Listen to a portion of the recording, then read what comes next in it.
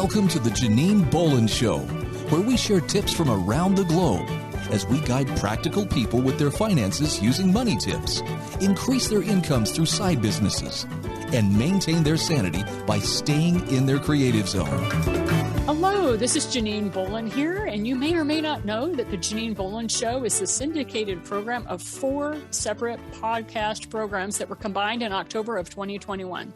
My team and I merged all 4 of these podcasts into one program just for you, and up to that point, you probably were following us on 4 separate podcasts called 3-Minute Money Tips, The Thriving Solopreneur, The Writer's Hour Creative Conversations, and The Practical Mystic Show. But we combined them all together for you, and that way we help you save your money, we help you save your time, we help you save your knowledge, and we help you save your sanity. And you know what's really cool is today we're going to be highlighting one of our 99 authors that I'm interviewing over the course of this year so that you can receive their guidance and perspective on how to get your message, your story, and your memoir out into the world. But what's even better is the fact that this guy is like me. He's a money guy, and I'm so excited to be able to have him on the show today. Now, many of you have been told you should write a book about your life experience.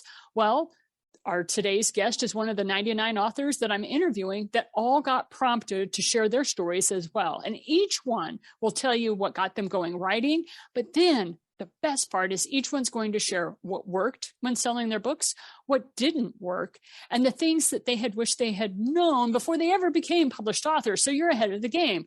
That's how awesome we have it today. So today's guest is Joel Salomon, and he is a prosperity coach who helps others overcome obstacles standing in the way of their financial freedom. This dude published the 9 money rules millionaires use, only the unconventional ones. And this was in 2019, so long before COVID. It became a bestseller in the self-help and personal finance. In 2018, he was busy writing Mindful Money Management, Memoirs of a Hedge Fund Manager, and that immediately became a bestseller. And if you think this guy, he didn't stop there.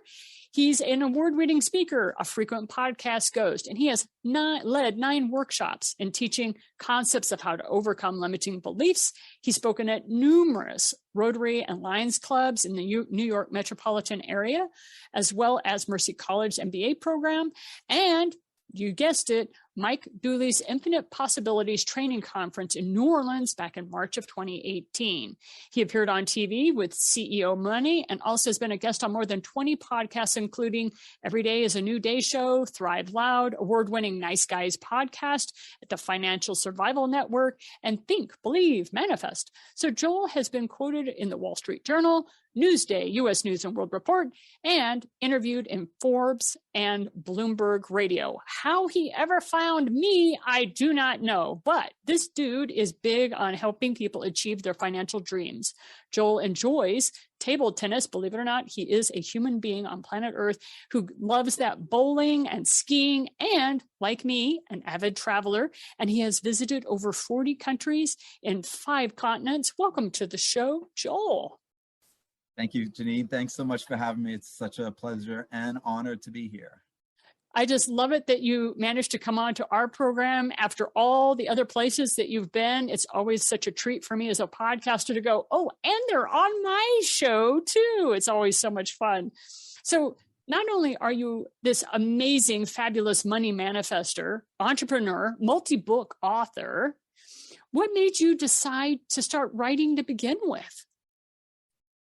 Great question. I had a message, and the first thing was I shut down my hedge fund to become a prosperity coach, and I figured the way to get people to find me was to write a book. And so I had my investor letters from my hedge fund for 3+ years. I'd written 10 pages each month to my investors. Put it together, you have a book, 360 pages, 12 months, 10 pages, 3 years, 360 pages. I was done, except when I sent it to my closest friends and family, they said, Joel, please don't show this to anyone else. This is terrible. This is complete crap. Oh, no. So I actually got somebody in Mike Dooley's network to give me some advice. She was a best-selling author, and she told me, take out what you had written for your investors, and I had written about a paragraph or a page for each month that I had written in addition to the investor letters. And she said, keep that, but put everything else in the keep the investor letters in the appendix or take it out. And I'm like, that was the book. So I basically rewrote the first book and it became a memoir as opposed to just letters to investors. And I wrote about my career and how I became a hedge fund manager, which was my dream. And it was an inspirational, uplifting book about how to be mindful when you manage money. Thanks for sharing that, because I know what's interesting is whether people will write under their own name or not. And so you've kind of answered that question, which is I used my own name because you were writing basically a memoir at that point. Yeah, it's a nonfiction book about me. So. Right. There you go. And so obviously you had a mindset that you were going into this with.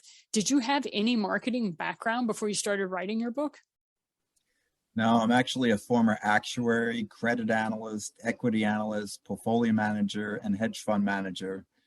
And you may want to know the difference between an actuary and an accountant. An actuary looks at his feet when he talks to you. An accountant looks at your feet when they talk to you. Right. To say that you're a little bit of an introvert, understatement of the universe, right? But I am not the typical actuary, even though they say accountants are actuaries with charisma. Brilliant. Well, talk to us a little bit about, you've had this wonderful assistance from somebody who helped you with your book and said, here, do this, do that. And you started rewriting your book. What most surprised you about the book marketing process as well as publishing your book? I think the biggest surprise is how much I needed to learn about marketing the book. And I actually read 3 books, including one that helped me the most. It was called How to Market a Book by Joanna Penn. And that book, and I think Book in a Box was another one. And both of those talked about how important it was to start a mailing list. Have people who you can talk to directly and tell them about your book before it comes out, after it comes out, while it's coming out. And were you like a lot of authors where you had you, your mom, and your website designer on your newsletter, and then you read that book and you went, uh-oh. So yes, before Mindful Money Management came out, I did not have a mailing list. I didn't have anything.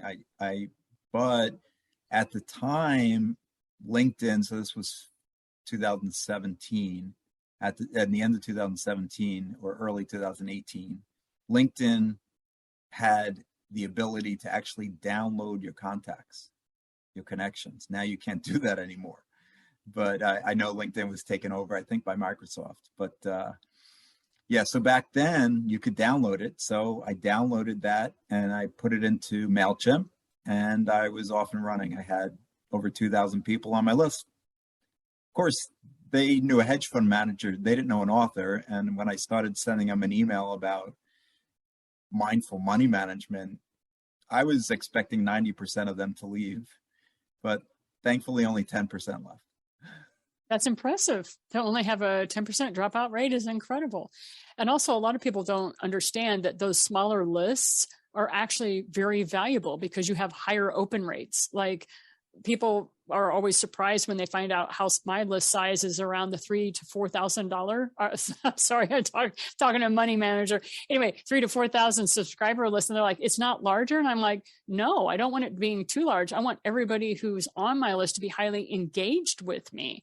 So that immediately excludes a lot of I just jump onto your list because I want your free thing and then I drop out. Those are not the people I'm after. I'm after people who really want me to help them. And you are the same way.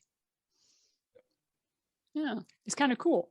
So what was kind of a surprise for you when it came to actually publishing the book, though? Publishing, it was actually really easy.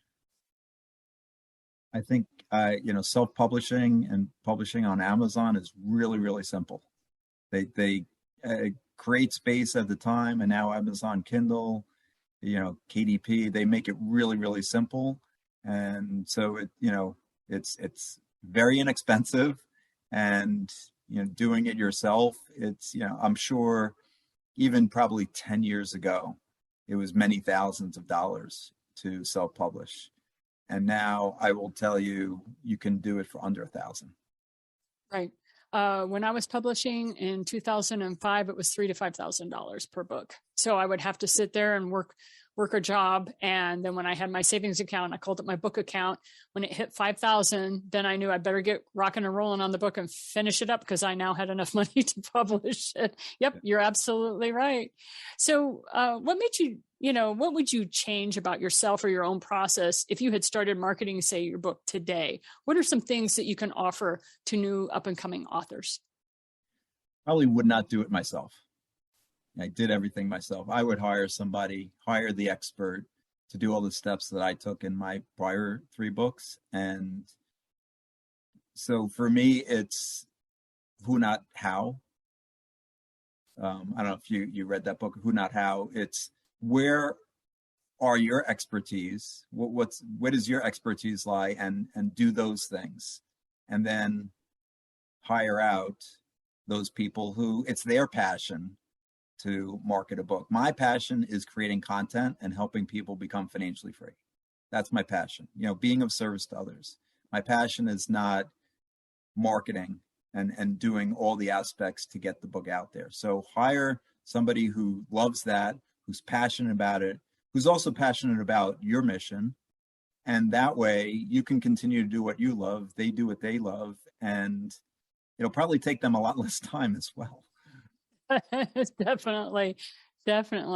Well, tell us what worked best for you when you were going out and selling your books. What worked the easiest for you, or the best? I think getting other people to promote it, getting them involved in the process. In the 9 Money Rules Millionaires Use, I got acknowledgments. I went to people and said, I'm going to put you in the book, acknowledging your help. And I actually have a long list, probably of 75 to 100 people that I acknowledged that they supported me either by being beta readers, giving me edits, helping me with marketing the book. And so they were acknowledged. And I think that them supporting me, I supported them. Having people I know commit to reviewing the book in advance. So get 20, 30, 40, 50, 100 people, as many as you can, hundreds of people if you can. You have a long big group that can support you before the book comes out, I think. And then what sold the most was setting up a promotion on Kindle for, doing like a 99-cent promotion for a weekend, or even doing a 1-day free, and then just, putting it out there. People like free, people like, $1 or less. And that actually got sales going through the roof on the first weekend. And then now, getting your mailing list engaged in the whole process. Ask them what they think the best title would be. Ask them what they think the chapter titles. Get them involved in the process. Even maybe give them a chapter or 2 or 5 in advance. I recorded 4 or 5 chapters and I sent it out to my mailing list and said, what do you think? In advance of the book coming out. So get them involved, getting people interested, getting people anticipating it months in advance, I think is really, really helpful. This is one of my favorite questions, because every author has an answer to this. And that is, what process did you try? What system, what marketing venture did you try that was an epic failure at selling your books? And I always like to bring this one out so, we can kind of help the next generation not do what we did. I mean, for me, to be open with you, Janine, it was Facebook ads. And I just didn't see any sales from Facebook ads. So I wouldn't do that again. I think people do business with those they know, like, and trust. And, no one's going to just buy a book from somebody they don't know. Right. And that is something that for me, I had several experiences where when authors come up to me and say, well, what would you recommend that I do? And I'm like, well, let me tell you about the top 3 things I would not do. Well, I can save you more money that way than telling you what to do. Right. So thank you for that on the Facebook ads, because I can confer on that. And I actually hired people to help me really create a good Facebook ad. But the demographic is changing so much, as you say. So for smaller businesses, not really where you want to go. And I've also noticed that if you sell more products, like if it's a product-based industry, and being an author, not necessarily the product that I'm talking about, but if you have a product you're selling where you can have a video that shows you using the product, that's where it is for you. So as authors, we're kind of out in the cold on that one. I'd love to hear, what story do you like to tell about yourself that gets the most laughs from your audience? I already told one of my actuary jokes, so I have a few of those. 2 actuaries, they go moose hunting. They get the camouflage gear on, they get the rifles all set, and the first actuary spies a moose, and he says, I got him, and he shoots, and he misses 5 feet to the left. And then the second actuary says, no, I got him, and he shoots, and he misses 5 feet to the right. And they give each other a high five and say, on average, we got him. I love math geek jokes. Sorry, I love them. So a lot of stories in my book are inspirational stories, the hero's journey, about things that didn't go right in my life and how I overcame them. But I do tell my audiences about the 3 big secrets to becoming financially free. Now, BIG is an acronym. B stands for beliefs, I stands for intuition, and G stands for the financial advisor named Goldstein. Some of us have heard of that one. Just kidding. Just kidding. G stands for good looking. Right. That one. Okay, but actually I have 2 G's in my book. G stands for gratitude, and another G stands for giving. Giving. Yep. Philanthropic giving is one of the best things when it comes to, because I don't know about you, and I know a lot of people that listen to the show, money for money's sake is not a driving force for us. For the people that I attract into my life, it's like what money can do for us is the driving force, not necessarily the collection and being able to say who has the most toys wins or what have you on that score. So thanks so much for sharing that. I always love hearing whether people tell a joke or if they tell a story on themselves. It's always fun to see what an author will pop up with, because there's such a diverse group of people. So thank you so much. Share with us, what was the biggest change that you saw in yourself when you started marketing your book? For me, the biggest change is that I realized I had to overcome my biggest fear in life: public speaking. Dun, dun, dun, dun, dun. See, in 2016 and into 2017, that was my biggest fear in life. But I knew that if I wanted my first book to be a success and talk about it in public, I would have to overcome this fear. And I did something that my mentor, Mike Dooley, recommended, which was join Toastmasters. And after giving over 150 speeches at Toastmasters, which, for the listeners who don't know, Toastmasters is a group of supportive people where you go up in front of 15 or 20 people, you give a 3, 5, 7-minute speech, and immediately afterwards, there's a speech evaluator who comes up and evaluates your speech so that the next time you give a speech, you can make it even better. And they evaluate you on gestures and eye contact and tone of voice and so on, content as well. So I gave over 150 speeches at Toastmasters. I actually became an advanced communicator gold. And I believe that it's no longer my biggest fear, though I will tell you, I still get nervous and I still do my breathing techniques before I speak, even on a podcast. Right? It's so true. That's how I helped myself with my introvertism. I was a Toastmaster, and I became a certified Toastmaster. And that was the thing, is that you gave so many speeches. And the other wonderful thing was the person who evaluated the talks always talked about what you did well first. And then they would end it with what you did well. So any correction that they gave you was in the middle of two very positive comments. That was such a safe place to be. So I can't recommend Toastmasters enough. And when I saw that on your bio, I was like, oh, I'm going to leave that open. I'm not going to mention that. We'll bring that out in the questions. Anyway. I tell my clients, I tell everyone that I've made a ton of awesome, amazing investments in my life. That was the best.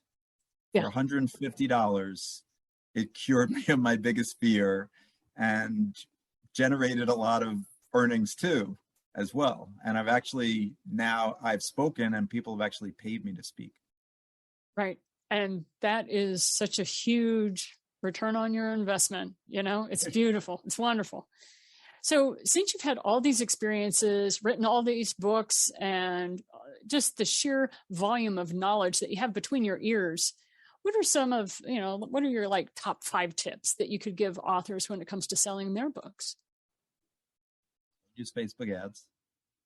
I'm sorry, use Facebook ads. Don't use Facebook ads. I'm sorry, that didn't come through. That's why I was laughing. No, don't use Facebook ads. 2 would be reach out to podcasters in advance of the book being published. I did cold emails. Now I have a list that I've been on, so I can reach out to them again when the next book comes out. In fact, when Infinite Love and Money came out last year, Molly, my co-author, said to me, we got to get on podcasts. So I just reached out to all the podcasters that had me on the first 2 books, and we were on those again. So just reach out. Don't assume that people don't want you. Assume that people do, and they will. Beliefs are powerful. 3, get a mailing list established, even if it's like Janine said, with you, your web guru, and your mom. Just start. Right? Even if it's just with a few people, you got to start somewhere. I basically started with 0. Get people to anticipate the books coming out, giving them a chapter for free, or the introduction, or like what I did, a few chapters by audio in advance. And tell everyone that it's coming, before you have a date even. But I would also work on setting a date, a deadline to complete it, even if it's very conservative. So many months in advance, and ensure that it'll be completed by then. Even if it's 18 months in advance. So you get people anticipating it. I did that I didn't know that in my first book. My second and third book, that's what we did. We started creating a little bit of groundswell by, this is coming, and doing, Molly and I were on a group called Video Socials, and we recorded videos for the 8 weeks before. And we just posted on social media the 8 weeks before the book came out about each chapter of the book. So we went through 8 chapters of the book and did, a 3 or 4 minute video. So that was just getting people to know that it's coming is helpful. Those are excellent ideas. And I know that we haven't talked to any author yet that mentioned 2 of the most powerful comments that Joel made was doing audio. There are so many audio learners, and they're the ones that listen to your podcasts and that sort of thing. People have learned to multitask after 2020. They have learned very effectively that if they're out in the garden or they're doing something, they're going to be listening to something positive. And so having your audio product available, that was absolutely brilliant. And then the video socials is fantastic, especially when you have those videos down to 1 to 3 minutes. People have no problem listening to a 3-minute video or watching a 3-minute video. It's if you go too much beyond that, then you're getting into how to make it a videographer's dream.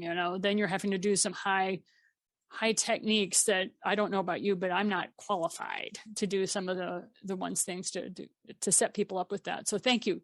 Those 2 comments alone are definitely so valuable to the new up and coming author. So if you don't mind sharing with us, what's the one thing that you most misunderstood about becoming an author or being an author? How important the marketing of the book is. To be a best-selling author, you have to sell the book, and you have to sell yourself. And that's really important. It's called best-selling author, best-selling book, right? So you have to sell. And I have some limiting beliefs. I'm not perfect. And one of my limiting beliefs is, I'm not a salesperson. I'm not a marketer. So if you're not, hire somebody, like I said earlier, who, not how, get the best or get people to help you do what you don't love to do. And just asking yourself that question, like you said, from the title of the book, who is it that can help me? Don't worry about the how, but who can help me? And that is what really moves and shakes a lot of the authors. So, what's been your biggest reward being an author? I always like to ask this question because I never know what's going to pop out of people's mouths. Reaching many more people than I had if I wasn't an author, and it's moving me towards my goal of helping at least 100,000 people become financially free. And that is an awesome goal to have, to help that many people. And I want to say thank you so much. As somebody who helps people with debt-free living, and you're on the other side, which is helping people become financially independent, I just want to say thank you so much, because we need as many teachers on that as possible. And that's it, folks. Joel has answered our questions and has more information in store for you, also about his latest work. I really encourage you to go to his website, which is www.salaurmor.com. Tell us about your latest project, Joel. Working on another book. A woman reached out to me a few months ago, and she said, Joel, could you commit to writing 15 minutes a day until you're done with your portion of the book? And I said, how can I not commit to write 15 minutes a day? And so our next book together will be called Purpose and Prosperity. And the goal is, I saw this a lot when I was a hedge fund manager, living my dream job. I would commute into Manhattan and people were so unhappy. I know the last 2 years has been called the Great Resignation, and people are moving towards their dreams and doing their purpose more, but still a ton of people out there not doing their purpose. And I truly believe when you are living your purpose and enjoying your life and your passion, you'll be more prosperous. And that is information we definitely need to have. So thank you so much for your time today, Joel. We really appreciate you being our spotlighted author today. My pleasure. It's a really, really great honor, and really excited for everyone to get the benefit of this. So thank you. Yes, I can't wait. So definitely reach back around to us. I am one of those podcasters that will be happy to help you promote that next book, because your mission is so important to not only our country, but to those 100,000 people you're supposed to reach. So let's make sure that happens for you. And that's it for today. If you are an author or you know of an author that you would like us to spotlight, please visit our website, authorpodcasting.com, where you will find the 99 Author Project listed. We talk to all authors from all walks of life as we build out book number 12, The Advice from Authors to Authors in 2022. And this is Janine Bolon signing off with you today, and all of us here at the 8 Gates that produces the Janine Bolon Show. We wish you a wonderful week and encourage you to get your message, your story, or your knowledge out into the world and make it a better place, just like Joel, who is helping newer authors and 100,000 people get financially independent. Come along behind us. We'll see you again next week. And until then, keep sharing what you know with others. Keep shining that light that is you. And don't forget to go out today and just do something for yourself that's fun. See you next week.